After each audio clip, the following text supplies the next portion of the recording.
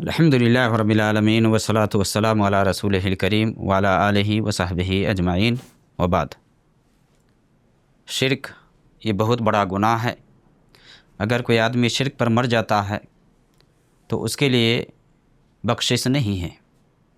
قرآن میں اللہ رب العالمین نے فرمایا ان اللہ لا یغفر ان یشرک بہ ویغفر ما دون ذلک لمن یشاء، کہ شرک کے علاوہ جو بھی گناہ ہیں اللہ اگر چاہے گا تو معاف کر دے گا۔ ایک آدمی اگر لاعلمی میں شرک کر لیتا ہے، نہ جانتے ہوئے وہ شرک میں واقع ہو جاتا ہے، پھر بعد میں جا کر کے اسے پتہ چلتا ہے کہ میں نے تو یہ شرک کر لیا ہے، تو کیا اس کے لیے بخشش ہے، معافی ہے یا نہیں ہے؟ تو شرک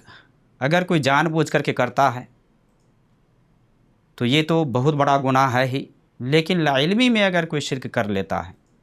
پتہ نہیں ہوتا ہے کہ یہ شرک ہے، پھر کرنے کے بعد اس کو احساس ہوتا ہے یا اسے معلوم ہوتا ہے یا پتہ چلتا ہے کہ میں نے تو شرک کر لیا ہے، تو اس سے اگر بندہ توبہ کر لیتا ہے تو اس کے لیے توبہ ہے۔ کوئی بھی گناہ ہو جائے، چاہے صغیرہ گناہ ہو چاہے کبیرہ گناہ ہو، گناہ چونکہ دو طرح کے ہوتے ہیں، ایک تو بڑے بڑے گناہ ہیں، دوسرے کے چھوٹے چھوٹے گناہ ہیں۔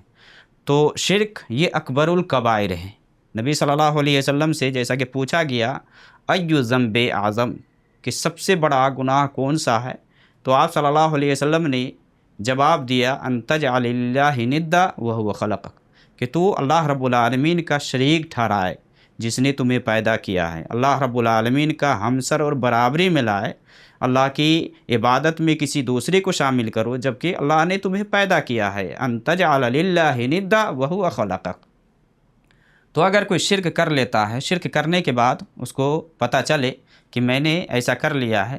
تو اس کو چاہیے کہ فوری طور پر اس کام سے رک جائے، وہ شرک کرنا چھوڑ دے، وہ عمل کرنا چھوڑ دے، اور دوسرے کہ جو ہو گیا ہے اس پر شرمندگی کا اظہار کرے، شرمندہ ہو، نادم ہو،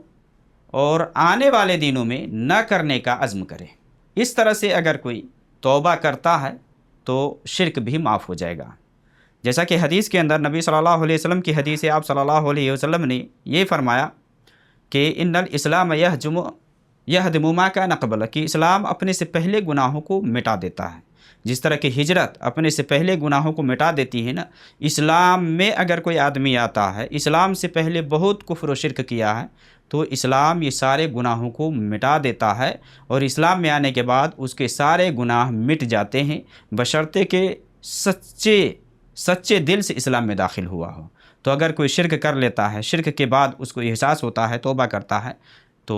اللہ رب العالمین توبہ قبول کرنے والا ہے۔ الا من تاب وآمن وعمل صالحا فاولئک یبدل اللہ سیئاتہم حسنات، کہ اگر کسی نے ایسا کر لیا ہے، پھر اگر وہ عمل صالح کرتا ہے، اللہ رب العالمین سے توبہ استغفار کرتا ہے، تو اللہ رب العالمین معاف کرنے والا ہے، اللہ رب العالمین معاف کر دے گا۔ لیکن اگر کوئی شرک پر مرتا ہے،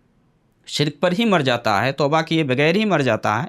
تو پھر وہ مخلد فی النار ہوگا، ہمیشہ ہمیشہ جہنم میں رہے گا، اور اس کے سارے اعمال بھی برباد ہو جائیں گے۔